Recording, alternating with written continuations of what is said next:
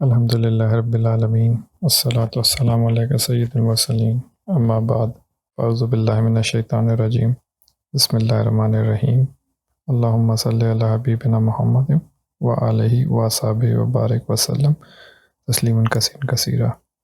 سورہ بقرہ اردو ترجمہ، رکوع نمبر 13، آیت نمبر 104 سے 112 تک۔ سورہ بقرہ مدنی صورت ہے، اس میں 40 رکوع ہیں اور اس میں 286 آیات ہیں۔ آیت نمبر 104، بسم اللہ الرحمن الرحیم۔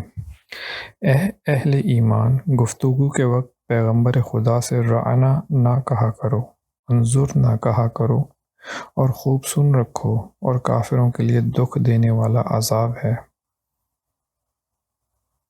جو لوگ کافر ہیں، اہل کتاب یا مشرک، وہ اس بات کو پسند نہیں کرتے کہ تم پر ہمارے پروردگار کی طرف سے خیر و برکت نازل ہو، اور خدا تو جس کو چاہتا ہے اپنی رحمت کے ساتھ خاص کر لیتا ہے، اور خدا بڑے فضل کا مالک ہے، اللہ ذو الفضل العظیم۔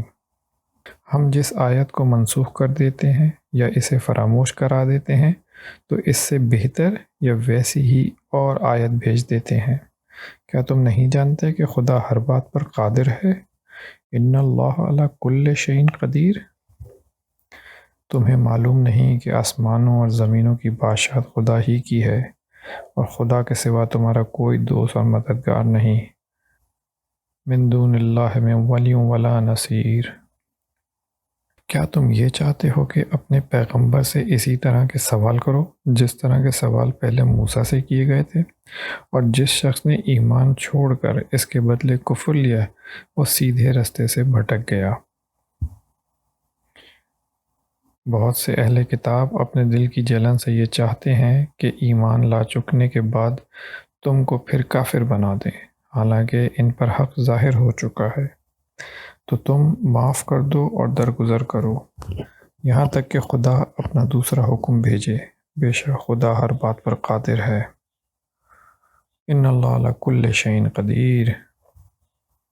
اور نماز ادا کرتے رہو اور زکوٰۃ دیتے رہو، اور جو بھلائی اپنے لیے آگے بھیج رکھو اس کو خدا کے ہاں پالو گے، کچھ شک نہیں کہ خدا تمہارے سب کاموں کو دیکھ رہا ہے۔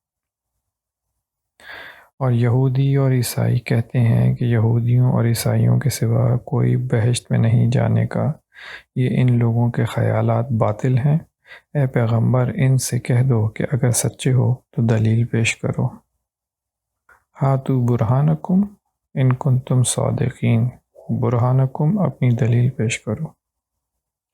ہاں، جو شخص خدا کے آگے گردن جھکا دے، یعنی ایمان لے آئے اور نیکوکار بھی ہو، تو اس کا صلہ اس کے پروردگار کے پاس ہے، اور ایسے لوگوں کو قیامت کے دن نہ کسی طرف خوف ہوگا اور نہ وہ غمناک ہوں گے۔